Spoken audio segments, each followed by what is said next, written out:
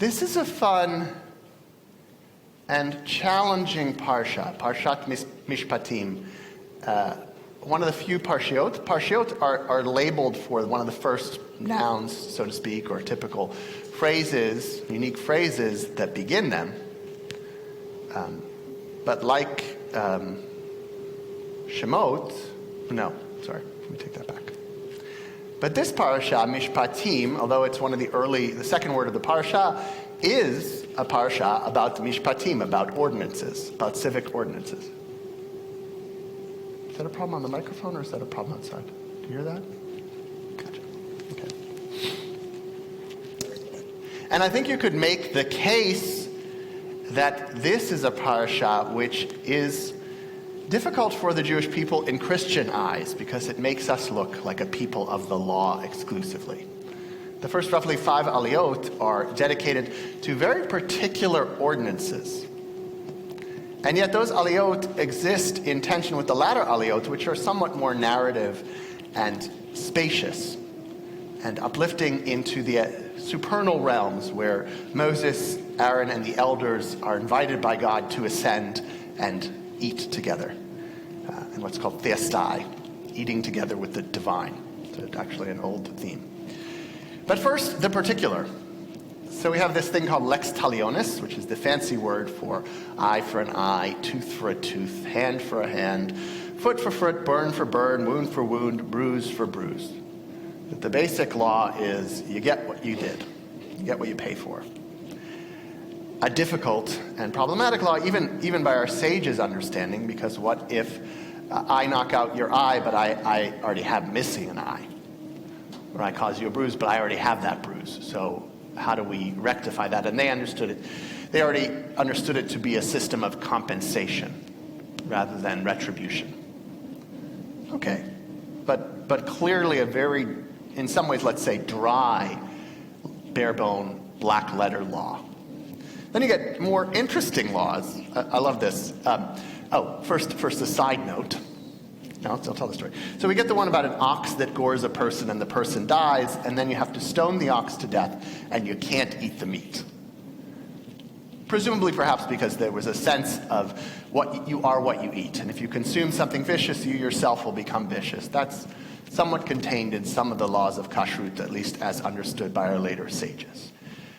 But I also like a different interpretation. So you remember, where's the town where they executed the elephant? South of us? Irwin, right. So they hung an elephant. I was on a board with the lovely Annie Colquitt, who was quite brilliant. And I don't know how the subject came up about hanging the elephant. And we all decided, why did they hang the elephant? And she says, you got to do it in public to teach the other elephants a lesson. You hang the elephant, you kill the ox, you stone it in public to teach the other oxen a lesson. But contra our Christian brethren, who might view us with disdain as a purely legal tradition, which I think is a vast and problematic overstatement, even this parasha rides the tension between black letter law, between the bullet points, the jots and tittles of human experience and how justice must be done, and the broader question of principles of the law, the wisdom of the law, the narrative. There is a legal scholar, Dworkin, who wrote a famous piece called Nomos and Narrative, the tension between the narrative pieces of the law and the nomos literally being the law as we understand it on lines and papers. So we get that parasha. This is, we get Eila Mishpatim, but also repeatedly, I think at least 3 times in this parasha, don't wrong a stranger, for you were strangers in Egypt. Don't wrong the widow and the orphan, for I will make you widows and orphans.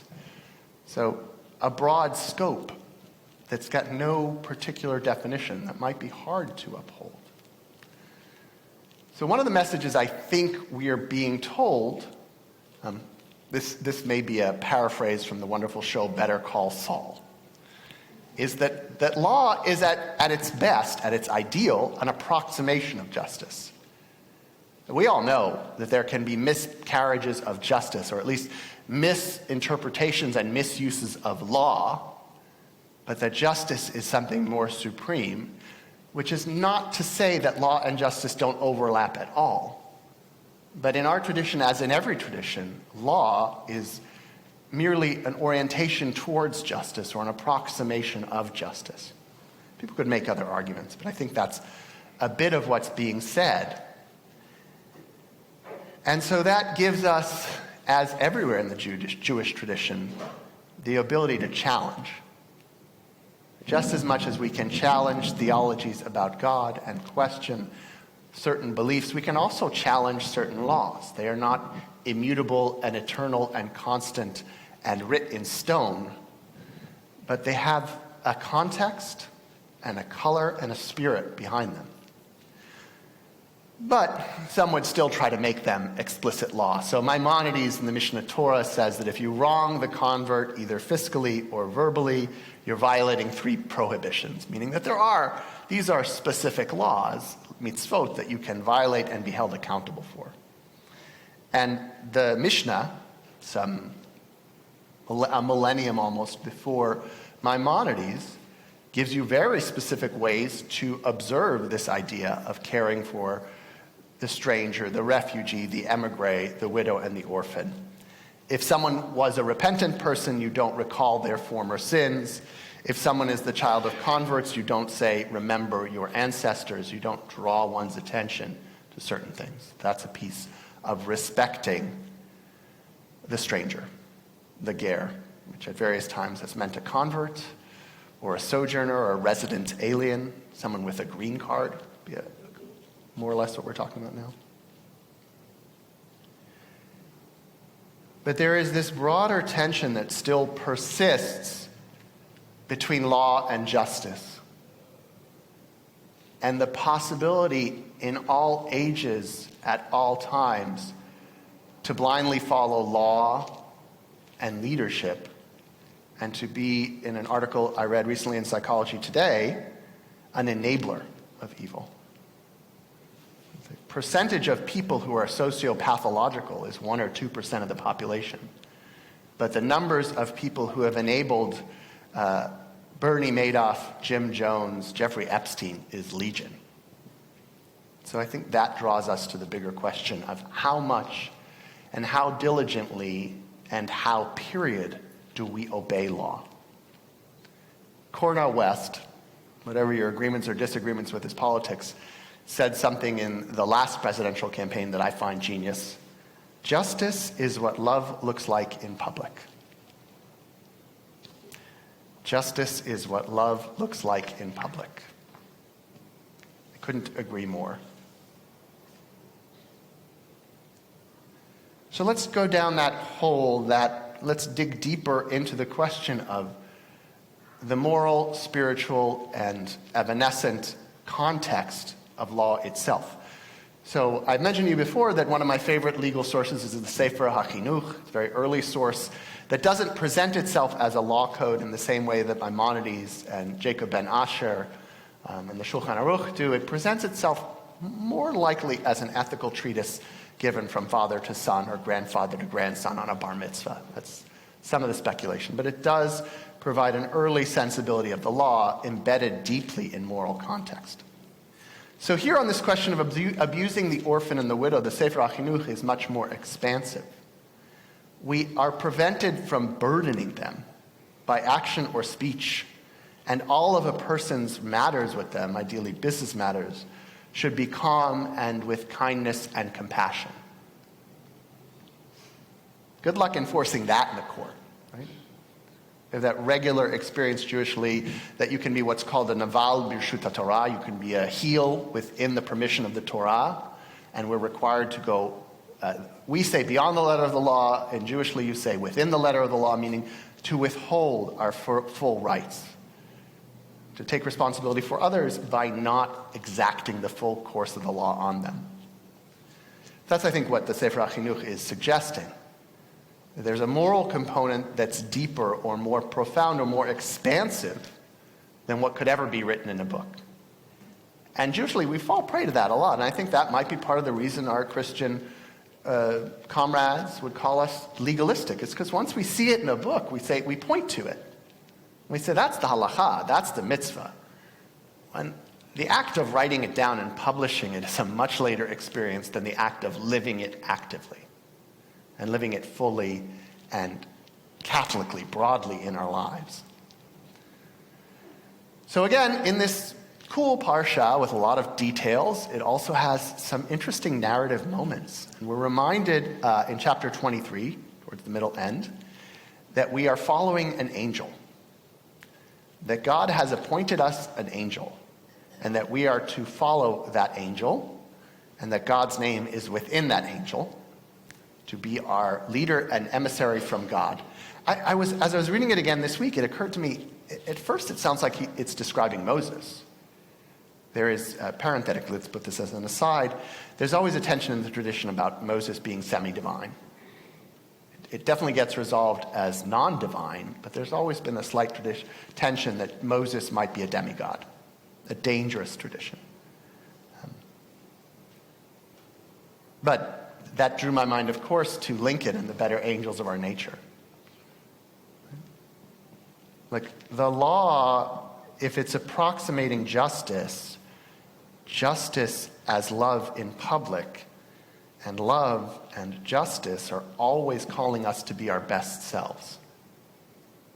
Just because you can commit a crime and get away with it, or just because something's not on the law books as a crime, doesn't mean you get to do it. And I think that undergirds the whole Jewish legal system, and of course, the American legal system. And so since Nuremberg, the defense I was just following orders is no defense at all. Right? We watch sociopaths, Jim Jones, the Moonies, cult leaders, religious leaders, political leaders, who have cadres of sycophants and enablers, business leaders. And as was said, I just read who said this, I don't recall the quote, that the only thing required for evil to flourish is for good persons to do nothing. So one of the broader cases is in discussing legal principle that you should not follow the majority to do wickedness. Meaning particularly in the Torah that in a case of a court, 12 angry men, right? Just because 11 people on the jury say he's guilty, you still have to stand up for what you believe if you believe they're in the wrong. So Bachia, late medieval sage, Jack, 12th century-ish. I was a bad history student and I'm terrible at geography. That the plain meaning of this words is that if you see a vast majority of people acting in a forbidden manner, don't make the fact that they constitute the norm an excuse to follow in their footsteps. It's just so easy. It's not really collapsing to peer pressure as much as seeing things as they are, understanding the norm, which is to say the middle of a bell curve of human behavior, as the right, and finding yourself possibly on the wrong side of history. That you, a Jew, a human being, was intended to be at one periphery of that bell curve so that you can bend the arc of history toward justice. And that blindly following, to circle back to Rabbi Bach's argument last night, sort of an anti-refugee, anti-immigrant rhetoric, to be blindly following the anger of the masses, to be blindly following us and them rhetoric, which we are hearing on all sides, is no kind of justice. And the Rashbam, Rashi's grandson, said on this verse about following the majority to wickedness, if, in your opinion, the majority are about to commit an error, don't remain silent because they are the majority, but state your view. This applies even if you know beforehand that they won't accept your viewpoint. Upstanders, not bystanders. Defenders, not enablers. Not blindly following the law, but understanding that the law is a vehicle and a vessel through which we achieve justice. And that justice is neither clear nor straight nor evident. And that laws sometimes need to change. And that in this season of election, leadership isn't about defining and codifying things as they are, but speaking, as Bobby Kennedy would have said, as things as they might be.